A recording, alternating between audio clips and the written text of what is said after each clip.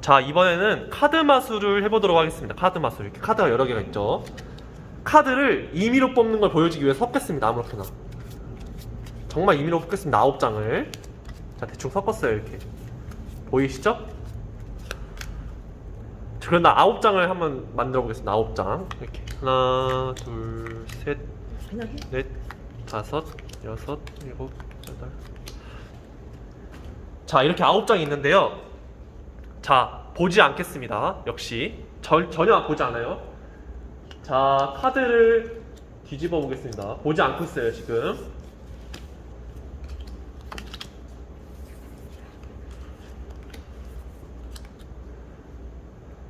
자, 선생님께서는 카드를 하나 골라주시기 바랍니다. 지금 뒤돌았습니다.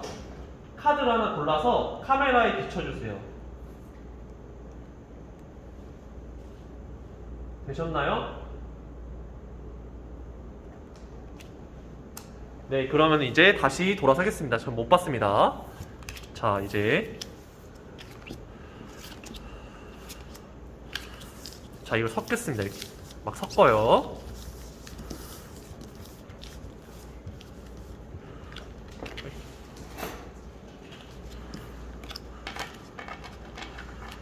카드를 무작위로 섞었습니다. 자, 이제 자, 카드를 펼쳐보겠습니다.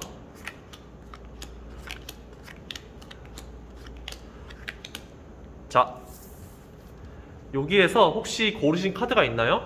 아니요. 네, 없습니다. 자, 혹시 여기서 고르신 카드가 있나요? 아니요. 네, 없습니다. 그러면 당연히 여기에는 고르신 카드가 있겠죠? 네. 네, 알겠습니다. 네, 그대로 카드를 모아서 다시 한번 펼쳐보겠습니다. 자, 하나, 둘, 셋, 넷, 다섯, 여섯. 자, 다시 한번. 여기에는 고르신 카드가 있나요? 아니요. 네, 없습니다. 여기에는 고르신 카드가 있나요? 아니요. 없습니다. 여기에는 고르신 카드가 있나요? 네. 아, 네, 있다고 하네요. 자, 이제 여러분들 선생님과 함께 맞춰보도록 하겠습니다. 자, 카드를 넓게 펼칠게요. 넓게. 자, 하나, 둘, 셋, 넷, 다섯, 여섯, 일곱, 여덟, 아홉. 자, 카드를 펼쳤습니다. 자, 이제 지원자 선생님께서 시키는 대로 빼겠습니다. 시키는 대로 하겠습니다. 시키는 대로. 자, 1, 2, 3, 4, 5, 6. 어떤 걸 고르시겠어요? 1. 1이요? 네, 1 한번 골랐습니다. 1 빼겠습니다. 그러면. 자, 그 다음에 1, 2, 3, 4, 5. 어떤 걸 빼시겠어요? 4. 4요? 1, 2, 3, 4. 네, 그럼 4를 제외한 나머지를 빼겠습니다. 자, 됐고요. 자, 그 다음에 이 두 가지 카드가 있습니다. 두 가지 카드. 두 가지 카드. 1, 2 중에 어떤 걸 선택하시겠어요? 1. 1이요? 네, 그러면은 1을 제외한 나머지를 버리도록 하겠습니다. 자, 1. 자, 고르신 카드 이게 맞나요? 네, 맞아요. 와. 네, 한번 잘 보셨나요? 네, 이것으로 한번 마치도록 하겠습니다. 마술을. 네, 마술 잘 보셨나요? 그러면 이제 마술 해법에 대해서 알려드리겠습니다. 네, 그래서 카드를 배열할 때 잘 배열하는 게 포인트입니다. 첫 번째로는 이제 1, 4, 7, 2, 5, 8, 3, 6, 9 이런 식으로 왼쪽 1열부터 차례대로 배열해야 됩니다. 아시겠죠?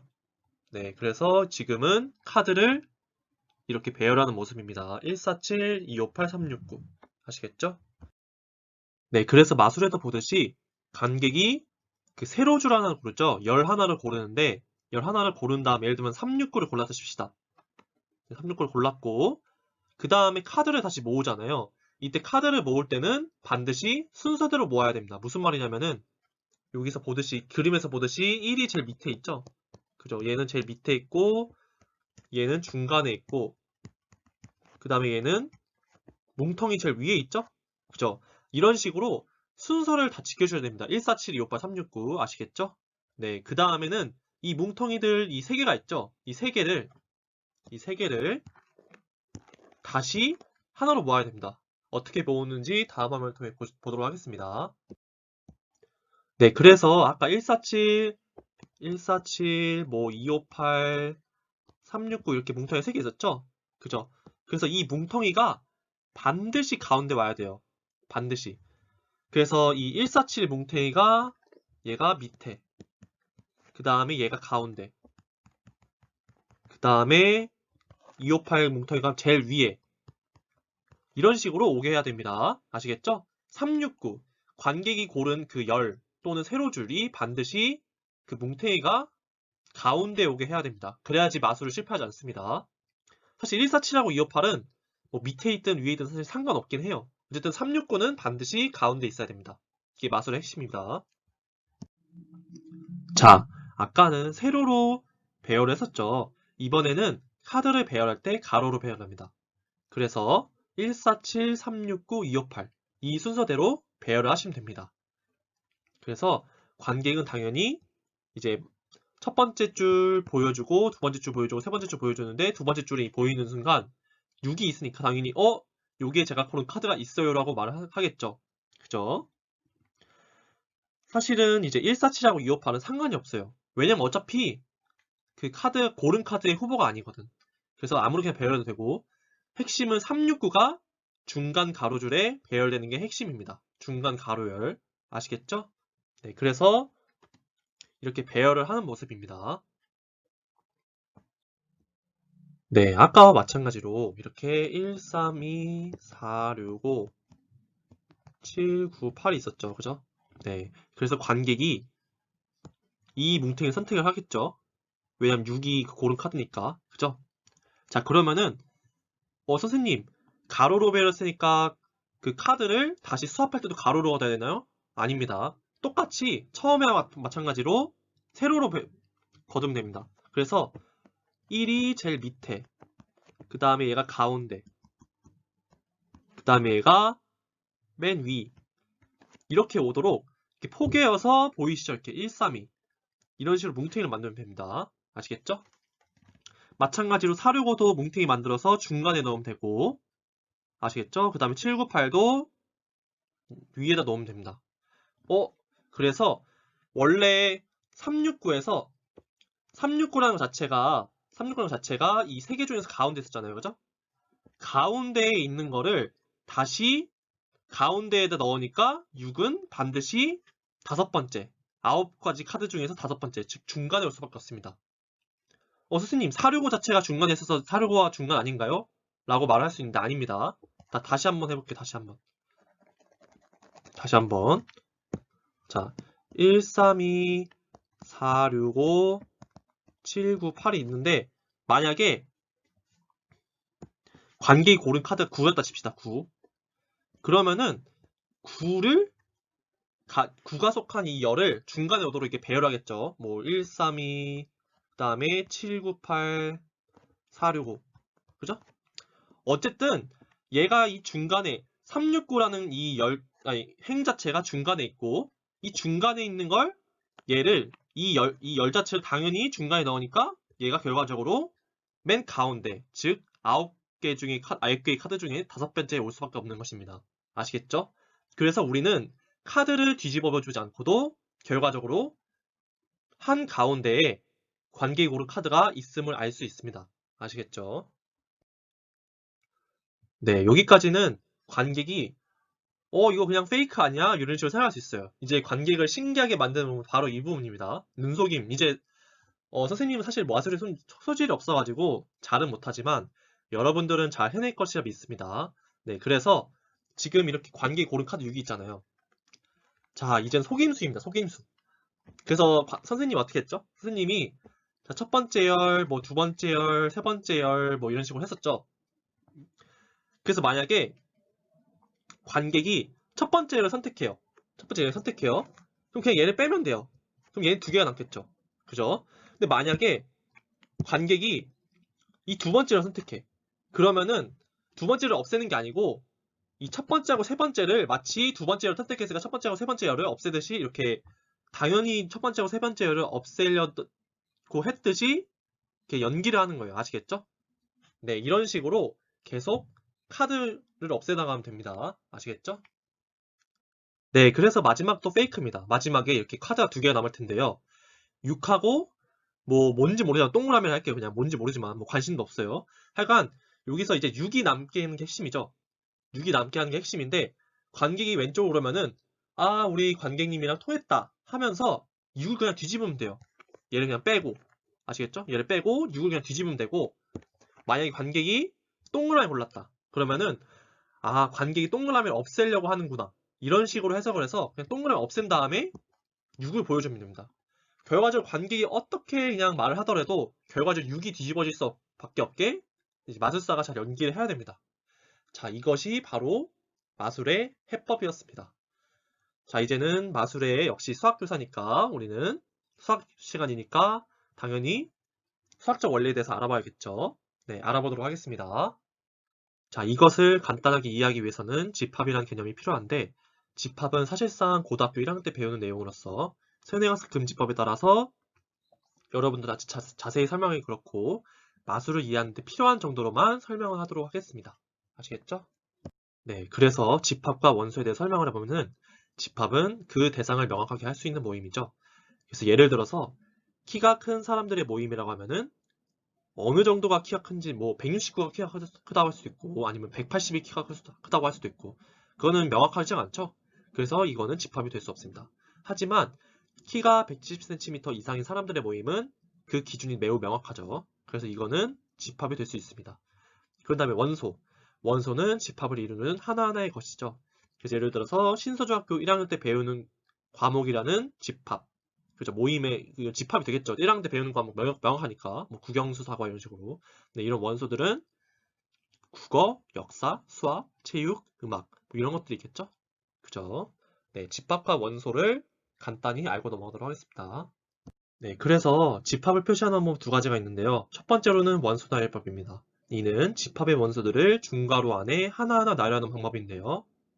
예를 들어서 이런 식으로 A는 중괄호 2, 3, 4 중괄호 닫고 이렇게 표시할 수 있습니다. 하지만 중복된 원소는 중복 표기하지 않습니다. 예를 들어서 A는 뭐 2, 2, 3, 4 이런 거는 원소 나열법이 잘못된 표기입니다. 아시겠죠? 네, 두 번째로는 조건지시법인데요. 집합의 모든 원소 x가 만족하여야 하는 조건을 제시하는 방법입니다. 그래서 여기 나와 있죠. a 한 다음에 중괄호 1, 그 다음에 짝대기 2 이렇게 중괄호 닫고 이런 식으로 1번에 앞에는 원소를 쓰고 뒤에는 이제 앞에 거가 만족해야 하는 조건을 쓰는 겁니다. 그래서 이제 1보다 크고 4보다 작다. x는 자연수이다. 이런 집합 A라는 집합 A가 조건지식으로 나와 있는데요. 결과적으로 얘를 이제 원소 나열법 표시하면 이렇게 되겠죠? A는 2하고 3으로 이루어져 있다. 이런 식으로 우리가 원소 나열법으로 표시할 수 있겠죠? 그죠? 네, 원소 나열법과 조건제시법 그냥 눈으로만 보고 하세요. 여러분들 아시겠죠? 네, 깊게 공부하면 안 됩니다. 고등학교 1학년 내용에서. 네, 그래서 여기서 쓰이는 개념이 뭐냐면은 교집합 개념인데요. 교집합. 뭐 A 교 B라고도 말하기도 하고 A 교집합 B라고 말하기도 하는데 어쨌든 교집합입니다. 교집합. 교집합이라고 하는 내용은 집합 A와 집합 B의 공통으로 되어 있는 원소입니다. 예를 들어서 A라는 집합의 원소는 1, 2, 3, 4이고 B라는 집합의 원소는 3, 4, 5, 6이면은 3, 4가 공통으로 들어있죠? 그죠? 그래서 A 교집합 B는 3, 4가 됩니다. 아시겠죠? 그래서 이거를 그림으로 표현한 모습이고요. 네, 그래서 그 위에서 보듯이 숫자를 배열을 한 거예요. 그래서 그 A라는 집합은 1, 2, 3, 뭐 B라는 집합은 4, 5, 6 이런 식으로 이게 지금 뭐냐면 첫 번째 관객이 선택하는 열이고요. 그죠? 그 다음에 이게 바로 두 번째 관객이 선택하는 열이죠. 그죠? 열로 이루어진 원소죠. 그죠? 그래서 마술에서 결국 두 번을 고르는 거는 A, B, C 세 개의 집합 중에서 한 개, 그리고 D, E, F 세 개의 집합 중에서 한 개를 골라서 이제 A, B, C 중에서 하나를 X라고 하겠습니다.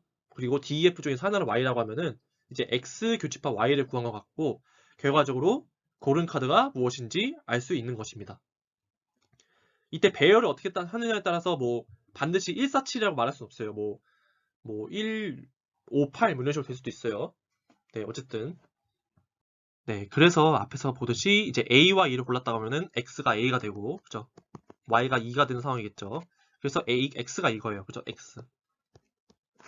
X가 이거기 때문에 결과적으로는 X가 1, 2, 3이 되는 상황이고요. 그 다음에 Y는 2, 5, 8이 되는 상황이죠. 그죠? 그래서 1, 2, 3과 2, 5, 8을 교집합을 찾으면은 결과적으로 원소가 딱 하나 정해지는 거죠.